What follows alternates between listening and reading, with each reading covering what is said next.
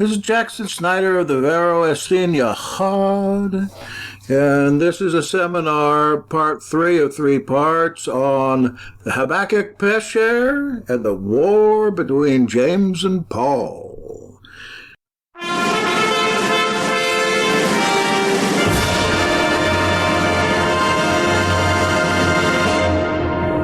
You are about to experience Jackson Snyder Presents. We will examine the life of our Master Yeshua by discovering his ancestors, family, and friends, by reviewing rare ancient manuscripts, and speaking to those who know him best.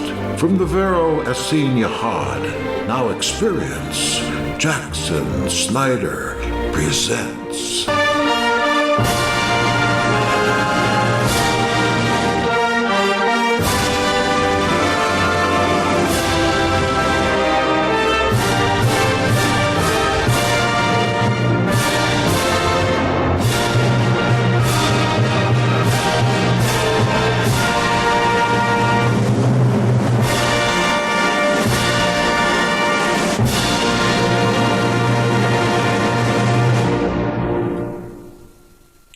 Just a reminder, we at the Vero Yahad, we're not Christians, we're not Messianic Jews, we're not Rabbinical Jews or Karaites. We are Essenes. We are introducing to you ancient understandings that might go against what you have learned from preachers and YouTube teachers. It's not going to be the same, so don't complain about it. Just listen to it, take what you can, but understand it will probably be different than your understanding, certainly different than a rabbinical understanding. But one thing's for sure, it will be honest teaching, and it will be optimistic teaching. If you can't stand the beliefs of others that come in conflict with your own beliefs, then it's best to turn this program off. Why trouble yourself if your mind's made up? Or listen on. Challenge yourself. If something doesn't sound right, prove it, or let me know about it. I will answer your questions or complaints. Simply write me at veroyahad@gmail.com. I'll address your concerns, and I'll send you a gift or two.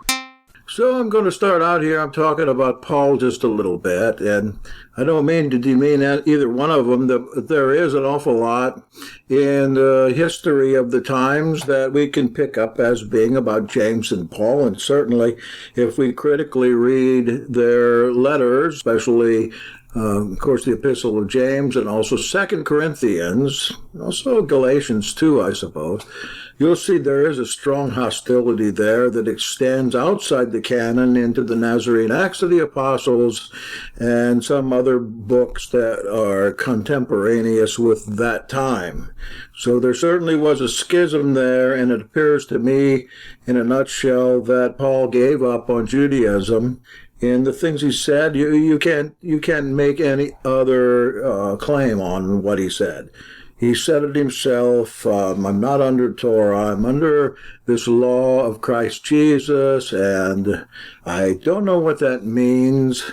I don't see any law there. And when he tries to apply that law of Jesus Christ that he purports to have, his gospel, on the Corinthians, we see in the Corinthian church utter chaos and every kind of sin going on there, including fornications and incest and sectarianism and favoritism and whatever else you can think of. That Paul has to write a second and probably a third letter to try to pour water on this fire that he started with this new doctrine. Anyway, it's all in here if you can stand to listen to maybe an hour and a half. And then out at veroyahad.org, there are 2 more segments and lots of documentation on the interpretation of the Habakkuk Pesher. And in fact, all the Dead Sea Scrolls, to some extent. We've got a beginner's course and we've got an advanced course of Dead Sea Scrolls out there that you have free of charge for you that's listening to this audio. I guess I'm done for the time being. First of all, we're speaking of Paul here. There is a purpose for him being there. First of all, think. We wouldn't even know about Yeshua Messiah without a miracle from Yahweh had not Paul been around. Why? Paul wrote in Greek. He sent his letters out in codices, books. He sent them out and they got wide attention. They got the attention enough to get people interested in at least who is this fellow down there in Jerusalem who hung on a cross, on a stake. But they didn't get much information about it, I guess, because what the information they got was pretty much against Pauline doctrine. So what I believe is that Yahshua wrote plenty of stuff. It was just destroyed, like so much other Nazarene stuff.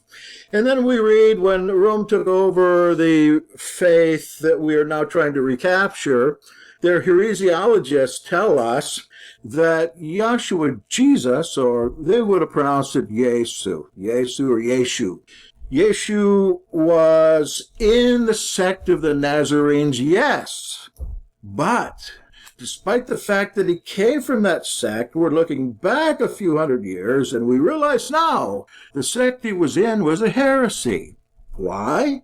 Because the sect of the Nazarenes continued to keep the Torah insofar as they could. Why is that important? Because in the dispute between James and Paul, there is one particular point in the Torah that is very important to both of them. There's a good reason. That is circumcision. Circumcision is the breaking point between the two movements. On the Nazarene side, we've got Nazarenes that became Ebionites. On the Paul side, we've got, what do they call them in the beginning? Antiochians, and then they became Pauline Christians. And very early on, the Christian or Roman Catholic Church that called themselves Christian was very much like the one we have today, with one exception. I read the Church Fathers, and what I get from the Church Fathers, there's still a basis for good works there. But by the time we get to the Reformation, there's no more good works needed. The Reformation brings in grace by faith, no works necessary. To do works is a sin, because it is against the law of Christ that says that you trust in my favor and the favor of Theos, Elohim. And if you don't trust in the favor, if you have to go back to the law, you're in sin because you've got doubt. And that doubt will take you, as they will tell you, right straight to a double predestinarian hell where you'll burn forever and ever. Let's go to the literature itself, which I have done in great detail in an earlier chapter. The literature, of course, that we're looking at is primarily Galatians chapter 2 and most of 2 Corinthians verses, James and the Epistle of James, plus we could throw in there some of the early Nazarene literature. When we read the Epistle of James and we read any of the epistles of Paul, we've got to remember one thing. If there's something derogatory said about another person in there, like you're weak, or you are an empty man, or you are legalistic or Judaistic, in those letters, it's about the other guy. Paul does nothing but down James. And James does nothing in his epistle but try to break down Paul. And when you take those two letters, Galatians, that is chapter 2 and a little more, and James throughout, and you put those side by side, what you find, or what I found when I did this to my astonishment, was a verse-by-verse dialectic. A verse-by-verse correspondence between verses, a correspondence in the words used, righteousness, grace, faith, and a correspondence in idea as well. So we have Paul saying one thing and James coming against it, using the same words. We got James saying something and Paul coming against it, using the right words. Now, if you want that text, I've already done it for you. Go out to jacksonsnyder.com. Put it in site:jacksonsnyder.com in Google, and then after that, put James Redated, and you'll get the whole text there of how I put these together, verse by verse, line by line. You'll also get the entire story of James the Just from Hegesippus and the other ones that wrote about him. Okay, so we have, within those two epistles, let's include 2 Corinthians in this, we have the words over and over again, boasting, Looking again at 2 Corinthians tonight, and I've got them listed here, but there are literally 20, 25, or 30 different notices where Paul is saying, I'm boasting about this, or I can't boast about this, or I'm boasting on you or on myself. I've got those all done in an earlier audio out there where you can hear it. The second code word that's in there, that in both of those, is lying. James talks quite extensively about lying, and he talks about the tongue, and the tongue is a fire in that little book. And Paul is constantly saying, I'm not lying, or I'm not a liar. Now, I wonder who is criticizing Paul for being a liar. Who is accusing him over and over? Certainly not his sycophants that he writes his letters to. I'm not against Paul. Remember, we need him for reasons I've also put out there in an audio that's it's titled, What Good is Paul? A third word is weak. Essene in the Greek, it really means not strong, not strong. So Paul's saying over and over, those of James, those of the circumcision aren't strong because they're keeping the Torah of the circumcision, and because, as far as we know, they're just eating herbs. So, they're just eating herbs. They're not strong like us. They're under the law of Yahweh or under some type of vow, while we're under the law of Jesus Christ. Paul did not write in Aramaic. Please understand, Paul writes in Greek, and he talks about continually not anything having to do with the historical Yahshua, Jesus movement, or anybody back in Jerusalem. He talks about my gospel. A great resource in this is Tabor's Jesus and Paul. Tabor does a really strong and good inventory of Paul's writings. Paul's always talking about my gospel. And if you don't agree with my gospel, if any angel or any apostle comes to tell you different, you're cursed, according to Galatians chapter 1. Okay, I want to go on as fast as I can. Emptiness. We find in both of those letters empty or vain. James in particular says, you empty man. And when he's talking about the empty man, he's not talking about those reading the letters. He's talking specifically to James. Another word, righteousness. The just will live by faith. A quote from Habakkuk Pesher we're going to look at if we ever get there. And that righteousness, according to Paul, is from a Torah written upon the heart that he calls the law of Jesus Christ. I'm not sure anywhere that he defines that. I would like to know what it is, because I would like to be a close follower of Paul. His way is a lot easier.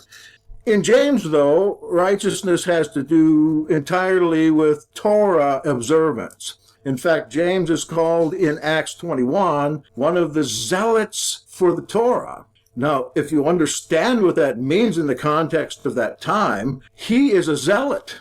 He's one of those people that Josephus called innovators that started out with Judas the Galilean in 6 A.D. and became a huge movement throughout Israel, those that were zealous for the Torah. And he talks about the violence of these people. Why were they violent? Because they were guardians of the Torah and temple, and from everywhere were coming attacks thusward, toward the Torah, toward the people of the Torah. They had to be violent. Yahshua said, take up a sword, that time's come. Kepha says, here's 2 swords. Yahshua says, that's enough. These people had to be violent in order to protect the Torah and the temple. As it turned out, they lost the temple. The Zealots had the temple during the siege of Jerusalem in 70 A.D., and the Sicarii, the assassins, were able to infiltrate them and kill them all. 70 A.D., take over the temple, fill the temple up with corpses. Thousands and thousands were killed in one day, that day being a Passover in A.D. 70 in the temple. Works versus faith. I've got the rest of them. All right. Let's take a look at who these 2 letters are addressed to. If you know your Hebrew, Paul writes to the Galatians. There just happens to be a little province up there in Turkey in the east side called Galatia. Some places it's marked, some it's not. Some have speculated that this is Gaul that Paul is writing to. And if you know Acts 29 from the Sonini manuscript, you know that Paul did visit Gaul. under Roman protection. James, on the other hand, he says that his letter is to the brethren in the dispersion. In the dispersion. Take that word dispersion, in English. Move it over to Hebrew, and what do you have? The word is galut. Galut. Paul's writing to the Galatians. James is writing to the Galatians. This is a little problem with translation there. The point being, it's my understanding that they're writing to the same place.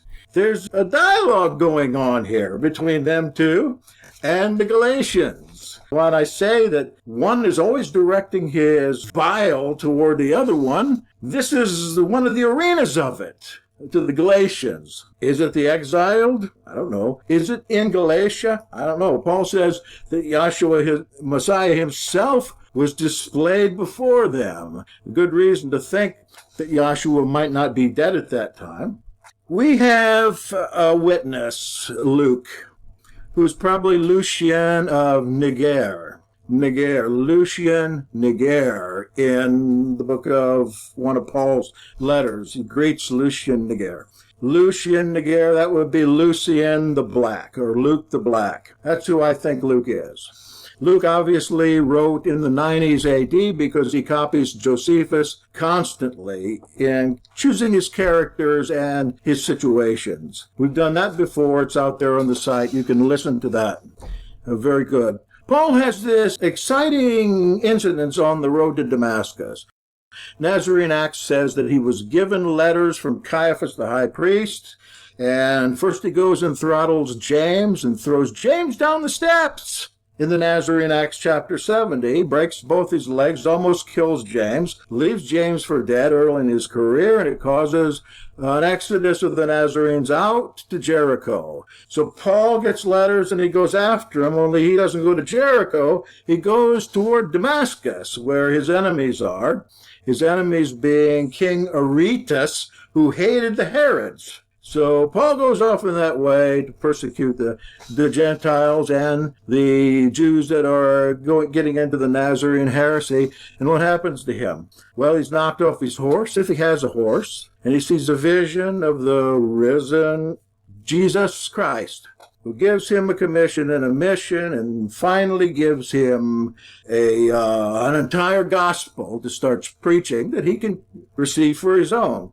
The question I have, is that a true account? It's in the Acts 3 times. You know that it's different 3 times, which is okay. But Paul never refers to it himself. The Acts, like I said, 96, 97, 98 AD, it's proven to be from that date because the writer of Acts, who might be Lucian, he uses Josephus constantly in there. Did that happen? Look, everything hinges on that. Everything hinges on whether Paul had this vision of a real Christ Jesus who gave him a real gospel. All right, I'll lay that aside. I'll take up something else about Paul that you need to know if you don't. Paul is a bona fide cousin of King Herod Antipas and King Herod Agrippa. Looking at Paul's genealogy, which you can find in James, the brother of Jesus, Eisenman's old book from 97 or so. You see the genealogy of the Herodians, and you find in there, stemming from Herod the Great's sister, Salome, the line that Paul is in. He's got a brother named Costobarus and Solus, and he's got a sister as well. We know that from the Acts. He's got a sister whose son goes in and is able to get into the Antonian fortress somehow, and to warn people that there is a plot against Paul's life. How can he get in there? He gets in there because he's a Herodian. He's part of the Herod family. He's a close part. And not only that, but how do you think Paul gets around every place? He says that he's beaten up by the Jews, but he's never beaten up by Greeks or Romans. Now look, you folk that think Paul wrote in Aramaic, I'm going to challenge you right now. I'm going to prove to you that he didn't. You go to his letters, both the true ones and those that are considered fake ones, and you find one Hebrew name besides when he talks about the apostles, and even then he doesn't use Hebrew names. Do you think that he would be writing Aramaic to Romans and Greeks? No way. You've got to look in Romans 16. I've done this extensively out there in another teaching. Who does he know? Who does he greet?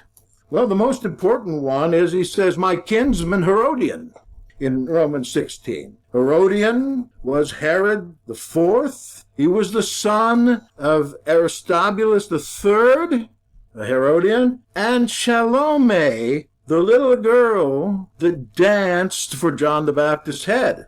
Yes, that's who Herodian is there. He says, my kinsman. Herodian means the littlest Herod, who, if you look at the genealogy, the kid was just of a young age when Paul was living. So we've got a solid connection with Herodians, and throughout those lists of the ones that he is greeting are members of the Herodian family that we can easily recognize. You'll also find in the letters of Paul the mention of somebody else very high up, a man called Epaphroditus. Epaphroditus was a counselor of the emperor Nero. He was a close counselor of Nero, so close, in fact, he was a freedman. He was a slave of Nero set free. And he was the one that when Nero escaped from the palace, when they all were coming in to kill him because they found out that he had set Rome on fire, who took him out of the palace by the back way? Epaphroditus, his freedman, took him to his home, took him down in the basement, and he said, Nero, there's only one thing you can do now. Put the knife to your head. Epaphroditus held the sword while Nero fell on it, and Epaphroditus killed him, if he was killed, because Nero popped up again in Parthia, by the way, right after that. But this is the same guy that Paul writes about, and in Philippians, Paul gives a long dissertation on his friendship with Epaphroditus and how Epaphroditus is sick in Rome, and he needs prayer and he needs supplication. Okay, so look, Epaphroditus lived, and he lived through the next emperors. He was one of the cohorts of Nero, Nero being the Antichrist, from Revelation chapter 13. Nobody else in the world but Nero. Revelation is an unfolding of the history of the 7 years between 66 AD and 73 AD, the Jewish War, of which I'm going to talk about in the Habakkuk Pesher. I've gone a half hour. I should have been through this by now. Right, I'll go on with that. Get the idea that Paul was friends with Nero, and Paul also in Timothy, 1 Timothy 4. He greets not only a senator, Rufus Pudens, but two of the Druid royalty, brought down as captives from Britain by Claudius the emperor. When they conquered Britain, they were able to catch the family of Arvigarus, the general, or Caractacus, the general of the troops in Britain. So Paul hails Gladys and Linus, brother and sister. Gladys is also known as Claudia. Claudius, the emperor, fell in love with this little girl and renamed her, adopted her and renamed her to Claudia after him. You see Claudius and Rufus in there. Rufus is her husband. Rufus Pudens, a senator who was an associate of the general Vespasian, who later became the emperor, who was the one that conquered Israel with his son Titus. Now, this breakaway between Paul and James, it pushed James farther to the right. He became a Jerusalem zealot. He had a house there. He was an opposition priest against the high priests that were in there, the house of Annas and Caiaphas.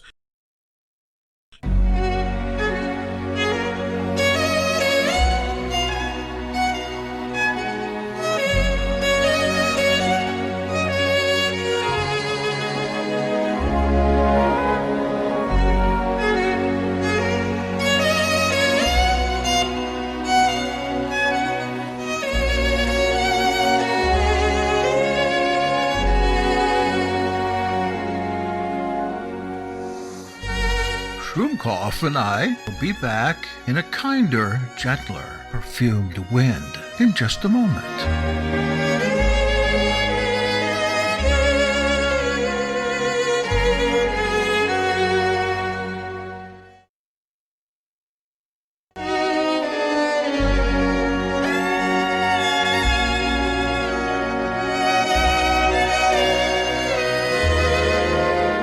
back, feeling so much better now. We had just time enough to have our nails done at the day spa.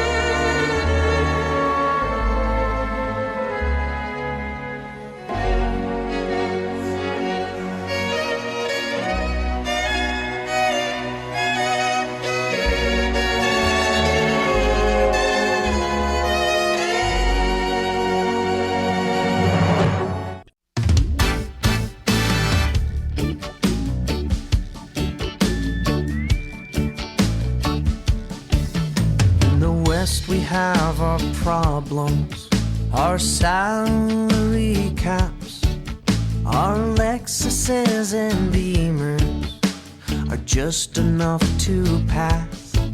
And in the East where we're manufactured, alongside all our clothes, they're cashing in their check and taking over the world. But where I am, there's coffee in my cup. There's cigarettes and magazines littered in the streets. My friends and I, we go out once a week. And where I am is good enough for me. In the South we have our Texicans who keep the border clean. They have their fun in Mexico and hunt down refugees. Then in the North we have our friends and French Canadians too. They've got their royal mounties and their maple-leaf tattoos. But where I am, there's money to be made. There's friendships to be broken, and there's bills to be paid. My friends and I have everything we need. And where I am is good enough for me. Sure, I'm not a part of your machine, and maybe you and I are just as different as we seem. But feast or famine, I have found a way to be free. So where I am is good enough for me.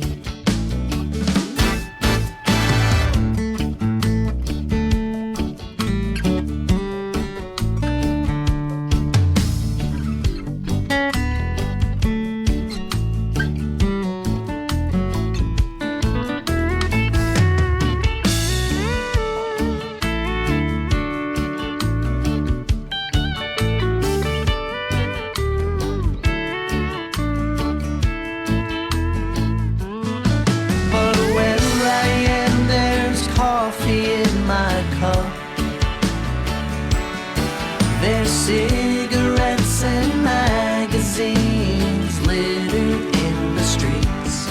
My friends and I have everything we need. And where I am is good enough for me. I said where I am is good enough for me.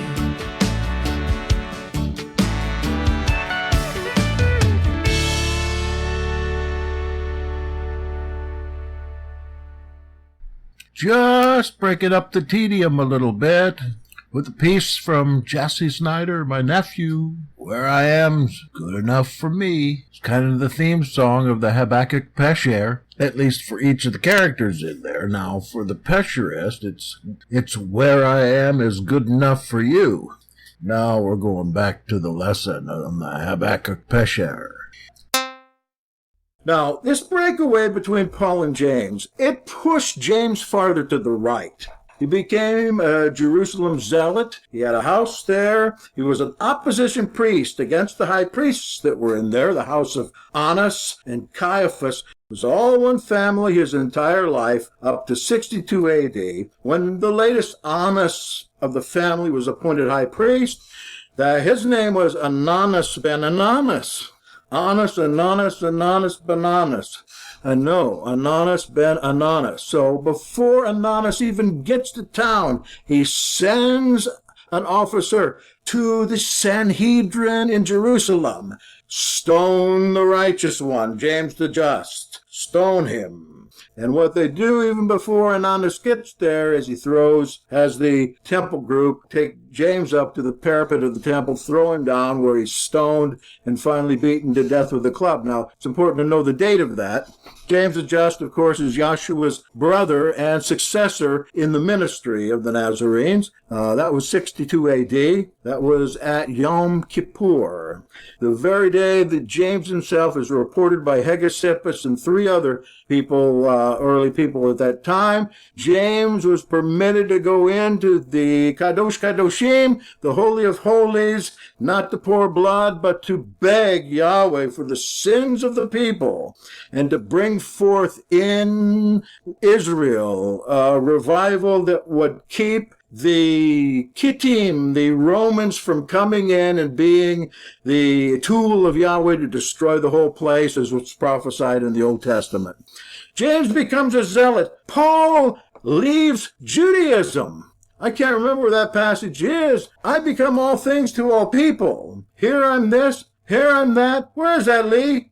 I become all things to all people. You know, you're going to go and become a Baptist one Sunday and go into the church and be a Catholic and then go over to the mosque and be Islam. What's Paul saying here? It's a profound statement when you realize who his friends are that he's visiting and writing to in these so-called assemblies.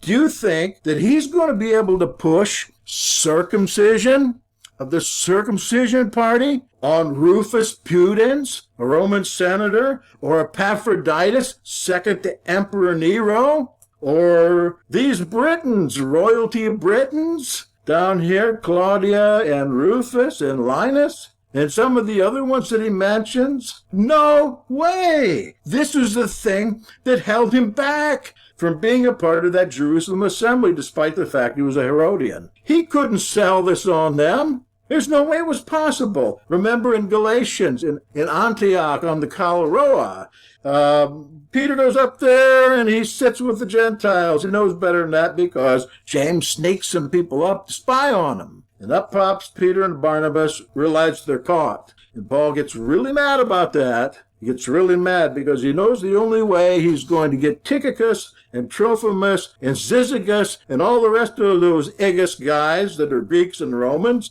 to come into his gospel is to keep them from being circumcised.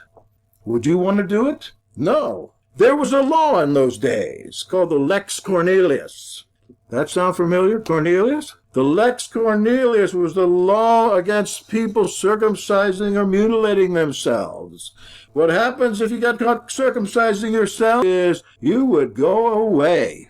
Just reason enough for a senator to be sent to an island, denied food and water, or get his head cut off. That's all it would take in those days, because Rome itself, just like Jerusalem, was in the middle of civil war. All right, I think I should jump down because I spent enough time on that. One other thing I bring up at this time, I'll skip down a bunch of stuff, and I'll bring up the Jerusalem affair here in Acts 21. It occurs to me, as I mentioned before from the Nazarene Acts, we get a plot to kill James the Just by Paul. I'll just go over that real quick.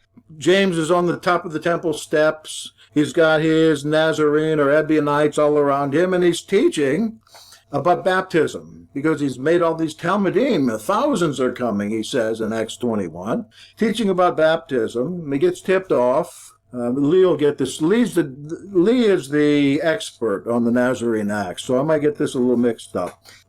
He gets letters tipping him off, or the Nazarenes off, from Gamaliel, that something's going to happen. And all of a sudden, Paul brings a gang along and begins to fight with the Talmud there. And he sets the example of smiting by going up to James and taking him bodily and beating him up and throwing him down and breaking his legs and leaving him for dead. Now, the thing that's interesting about this is it probably happened because we got this falling incident going on later on in Hegesippus, where James is led up to the parapet of the temple again and thrown down into the gully some 30, 40 feet below, where he's stoned and beaten with a club. Josephus reports it as well in his Antiquities and in the Slavonic Josephus. So I say that only to say that there was an attempt on James' life by Paul. We go to Acts 21, and what we find there is what looks like an attempt on Paul's life by James. It says the elders say, come on, Paul, show them that you're in Torah. There's all these rumors going around out here that you've left Judaism and now you're down here. Get back in good status with us. Get these guys' heads shaved, pay for them, take them in the temple. You know, there's a sign outside the court of the Israelites that if any Gentiles go in there, they're going to get killed. So Paul goes in there with the other guys, maybe Tychicus, Trophimus, Syzygus, who knows who they were. And he is recognized immediately. And I can just see if James was devious. Look at this. I could just see James saying, I know how to take care of this guy. Let's get rid of him. I don't know that that's the case, but you read Acts 21, it seems that way. It was a setup. Fortunately, again, we have Paul who gets out of there. He's a Herodian. His cousin's the king. He's a Roman citizen. What does he get? He gets a bodyguard of 470 men taken into the Antonian fortress.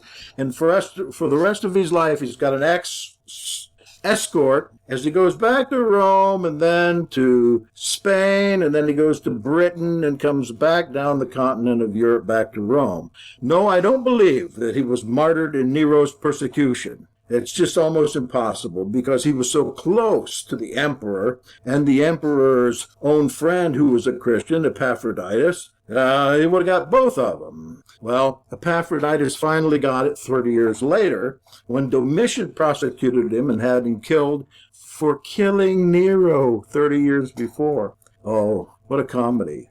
Am I getting through to anybody or am I just blowing steam? In the earlier parts of this, parts 1 and 2. Thank you, Ellen. Good to see you. You probably like this a lot. Wake you up. Well, okay.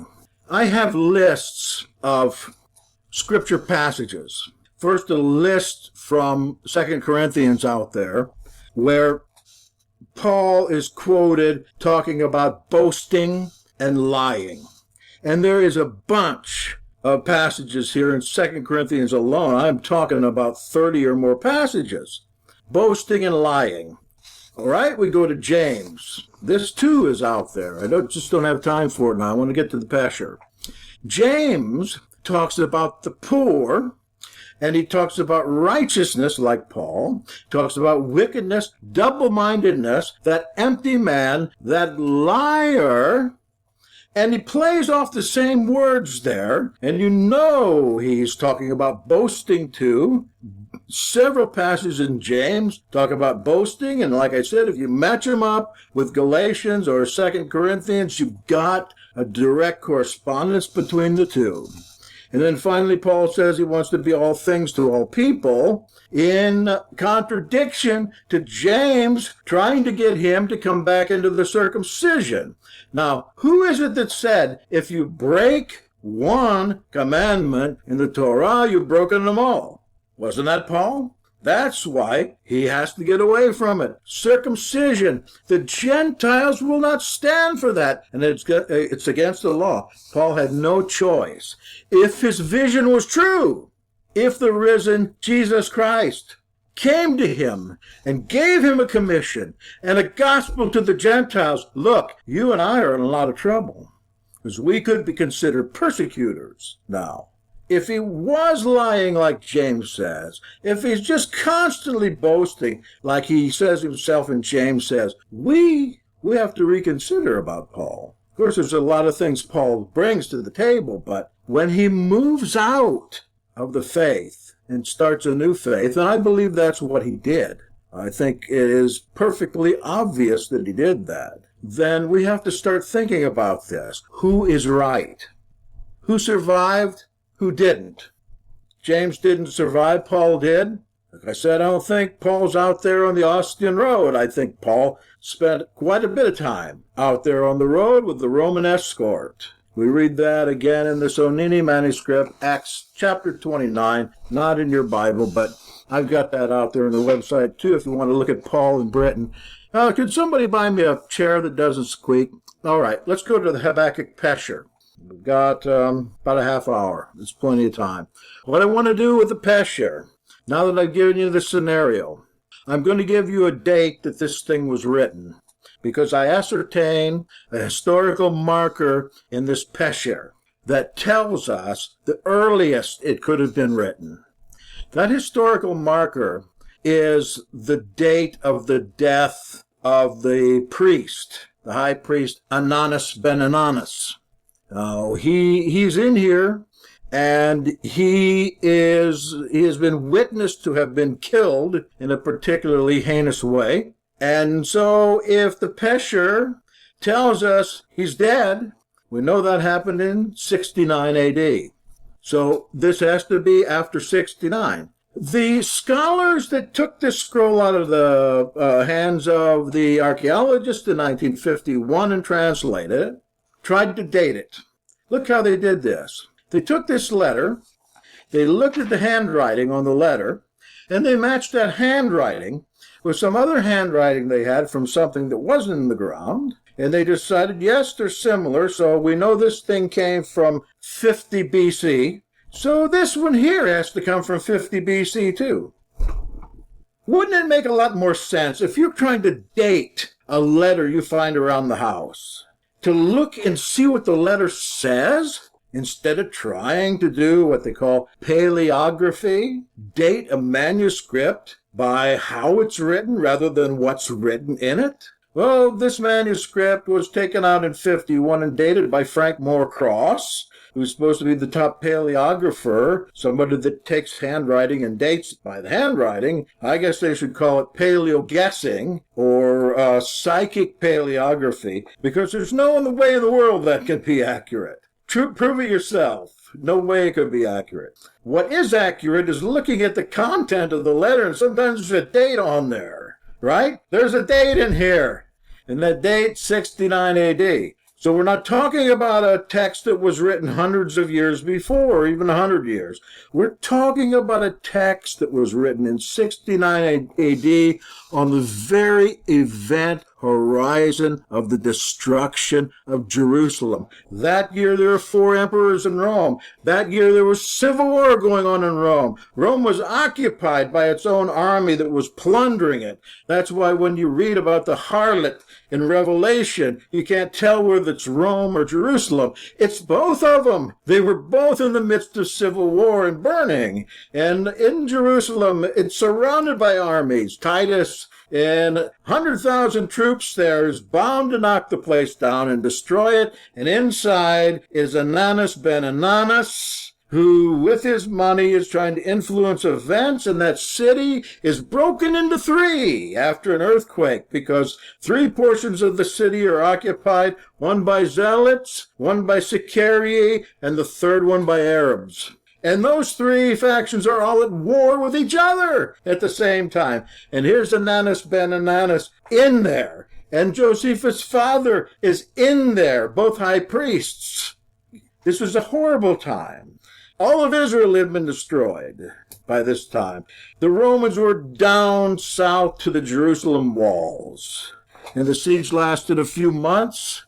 And it was a bloody, bloody mess, and the people in Jerusalem had plenty of opportunities to get out. They just wouldn't, because they were ruled in there by bandits. John of Giscala, a psychopath. Eleazar, the temple guard that was in charge of the temple, that was murdered by John of Giscala in that plot on Passover when the zealots, Sicarii, came in and they pretended to be worshipers and took out their little knives and killed 6,000 people or so in there, till the Holy of Holies was stacked up with bodies. And the third one was full of Idumeans. Idumeans were Arabs that were of the same family as the Herods that had come in to help Sicarii versus the Zealots in the war. The Zealots let them in, and all hell was breaking loose there. Thousands were dying. How many thousands? 600,000 died.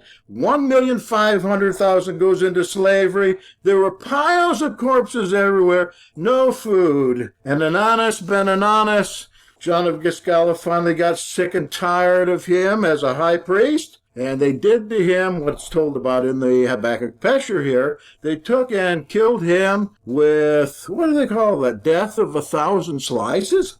And then they did the same thing that he did to the teacher of righteousness, who you know by now is James the Just. They took the sliced up Ananus and threw him off the wall, out off the side of the wall into the lap of the Romans, and that was the end of him. They killed all the high priests in there, by the way. What was left over, the Romans killed, one by one, and even in Josephus' histories, we hear about the high priest begging for their lives and saying, you can take my children, or you can take my riches, just give me my life. And Titus the general, he says, no, you're as much involved in this as anyone. You're going to stop this at any time. You're going to die. Only one high priest came out of there. Who do you think it was? This will blow your mind. A guy named Theophilus. Where have you heard that one before? Think. Theophilus also just happened to be Josephus' father. Isn't he in Luke and Acts someplace? My goodness, there are so many pieces to put together. I'm not even getting to anything here. Pesher came out of the ground in 1951, made of leather, 2 pieces of leather sewn together, 56 inches, 13 columns. Only on Habakkuk 1 and 2, of course. Chapter 3 in Habakkuk was a later edition. All right, we're going to go through it now. First of all, I'm not going to read it. It's very hard to figure out. I went through it all, and I summarized it column by column. I'm going to try to get through all 11 columns. But what's that? Record it and make a tape of it. What? I'm always looking for tapes because I'm doing that radio show an hour a day, and I'm going through a lot of stuff, man. Tell me what it is. These are the players. They're all coded with names in there. In fact, in the Dead Sea Scrolls, there are no names of anybody. Everybody in there is coded. First of all, we have the teacher of righteousness.